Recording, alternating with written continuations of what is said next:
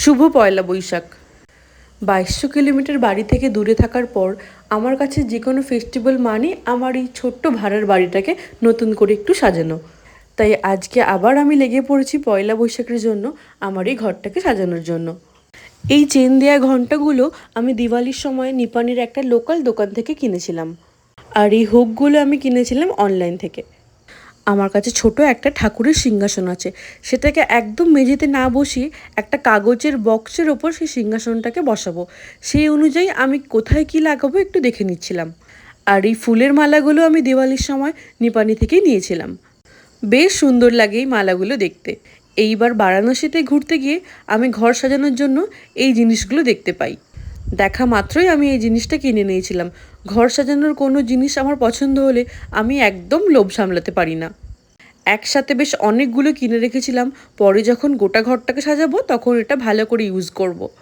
আমি যখনই ঘর সাজাই তখন একটা জিনিস আমি খুব লক্ষ্য রাখি, সেটা হলো যখন যেটা দরকার সেই জিনিসটা যেন সেই জায়গাতেই থাকে।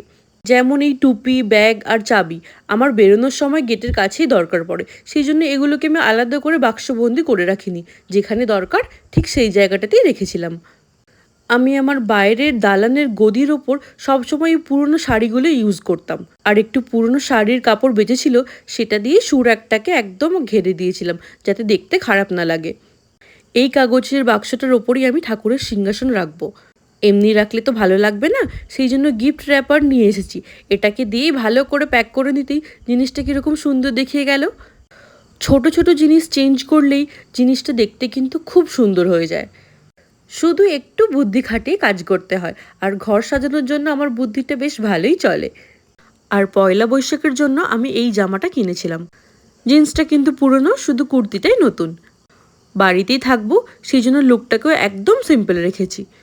এবার তোমাদেরকে দেখাচ্ছি পয়লা বৈশাখের পুরো ডেকোরেশনটা। আর সবথেকে সুন্দর তো আমার ঠাকুরের কাছটাই লাগছিল দেখতে। আর আজকের দিনে এখানেতেও ছিল ভীষণ গরম। একটু কাজ করার পরেই আমি শুধু হাঁপিয়ে যাচ্ছিলাম। তার একটু পরে বাড়িতে চলে এসেছিলো বন্ধুরা। বন্ধুবান্ধব ছাড়া যে কোনো ফেস্টিভ্যাল বলে মনেই হয় না।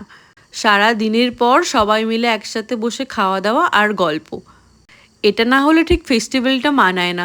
যত সুন্দরই ফেস্টিভ্যালটা হোক না কেন, কাছের কোনো মানুষ না থাকলে সেটাতে আর ভালো লাগে না। এখানে কিছু বন্ধুবান্ধব হয়ে যাওয়ার পর দিনগুলো বেশ ভালোই কাটছে আমাদের।